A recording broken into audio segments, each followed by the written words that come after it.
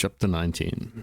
When the Lord thy God hath cut off the nations whose land the Lord thy God giveth thee, and thou succeedest them, and dwellest in their cities, and in their houses, thou shalt separate 3 cities for thee in the midst of thy land, which the Lord thy God giveth thee to possess it. Thou shalt prepare thee a way, and divide the coasts of thy land, which the Lord thy God giveth thee to inherit, into 3 parts, that every slayer may flee thither. And this is the case of the slayer, which shall flee thither, that he may live, whoso killeth his neighbour ignorantly, whom he hated not in time past.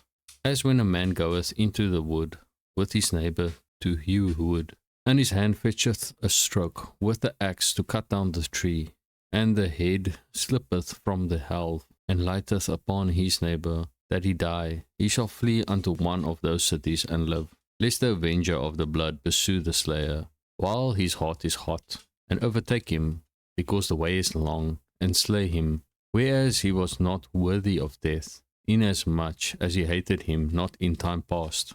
Wherefore I command thee, saying, Thou shalt separate 3 cities for thee, and if the Lord thy God enlarge thy coast, as he hath sworn unto thy fathers, and give thee all the land which he promised to give unto thy fathers, if thou shalt keep all these commandments, to do them, which I command thee this day, to love the Lord thy God, and to walk ever in his ways, then shalt thou add 3 cities more for thee, beside these 3, that innocent blood be not shed in thy land, which the Lord thy God giveth thee for an inheritance, and so blood be upon thee. But if any man hate his neighbour, and lie in wait for him, and rise up against him, and smite him mortally, that he die, and fleeth into one of these cities, then the elders of his city shall send and fetch him thence, and deliver him into the hand of the avenger of blood, and he may die. Thine eye shall not pity him, but thou shalt put away the guilt of innocent blood from Israel, that it may go well with thee. Thou shalt not remove thy neighbour's landmark, which they of old time have set in thine inheritance, which thou shalt inherit in the land that the Lord thy God giveth thee to possess it. 1 witness shall not rise up against a man for any iniquity, or for any sin, in any sin that he sinneth. At the mouth of 2 witnesses, or at the mouth of 3 witnesses, shall the matter be established. If a false witness rise up against any man to testify against him that which is wrong, then both the men between whom the controversy is shall stand before the Lord, before the priests and the judges, which shall be in those days. And the judges shall make diligent inquisition, and, behold, if the witness be a false witness, and hath testified falsely against his brother, then shall ye do unto him as he had thought to have done unto his brother. So shalt thou put the evil away from among you.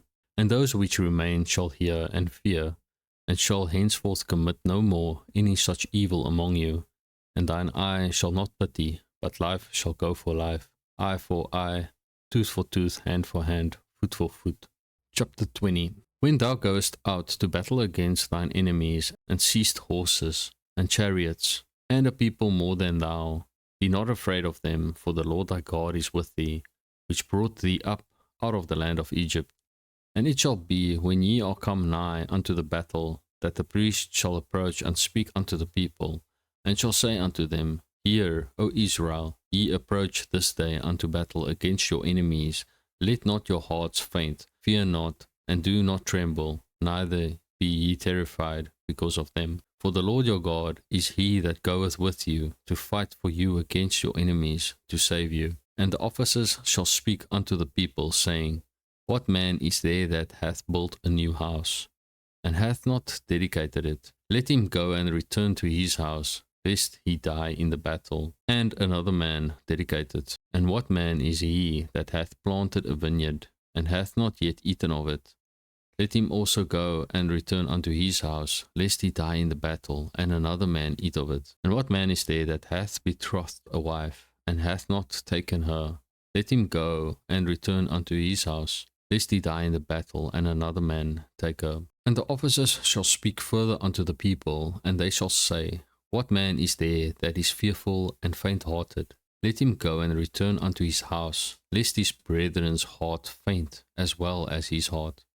And it shall be, when the officers have made an end of speaking unto the people, that they shall make captains of the armies to lead the people. When thou comest nigh unto a city to fight against it, then proclaim peace unto it. And it shall be, if it make the answer of peace, and open unto thee, then it shall be that all the people that is found therein shall be tributaries unto thee, and they shall serve thee. And if it will make no peace with thee, but will make war against thee, then thou shalt besiege it. And when the Lord thy God hath delivered it into thine hands, thou shalt smite every male thereof with the edge of the sword. But the woman and the little ones, and the cattle, and all that is in the city, even all the spoil thereof, shalt thou take unto thyself, and thou shalt eat the spoil of thine enemies, which the Lord thy God hath given thee. This shalt thou do unto all the cities, which are very far off from thee, which are not of the cities of these nations,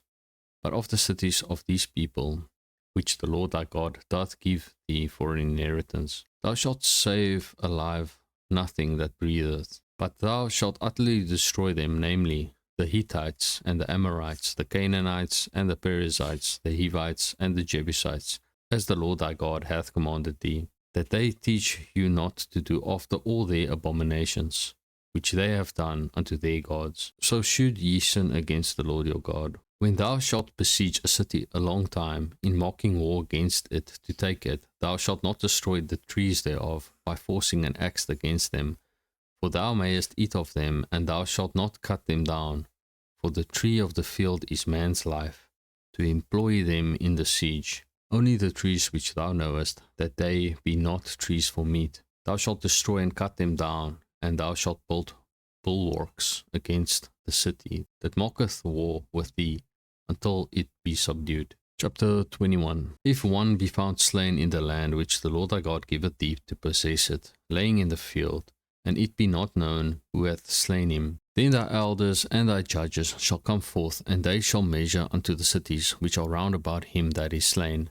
And it shall be that the city which is next unto the slain man, even the elders of that city shall take an heifer, which hath not been wrought with, and which hath not drawn in the yoke. And the elders of that city shall bring down the heifer unto a rough valley, which is neither eared nor sown, and shall strike off the heifer's neck there in the valley. And the priests, the son of Levi, shall come near, for them the Lord thy God hath chosen to minister unto him, and to bless in the name of the Lord, and by their word shall every controversy and every stroke be tried. And all the elders of that city that are next unto the slain man shall wash their hands over the heifer that is beheaded in the valley. And they shall answer and say, Our hands have not shed this blood, neither have our eyes seen it. Be merciful, O Lord, unto thy people Israel, whom thou hast redeemed, and lay not innocent blood unto thy people of Israel's charge.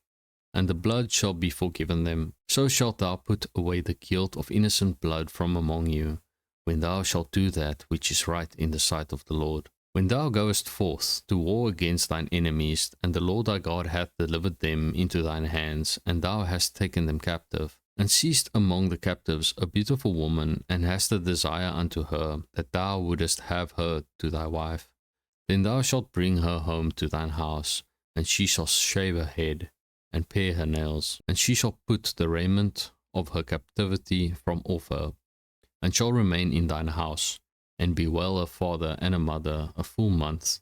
And after that thou shalt go in unto her, and be her husband, and she shall be thy wife.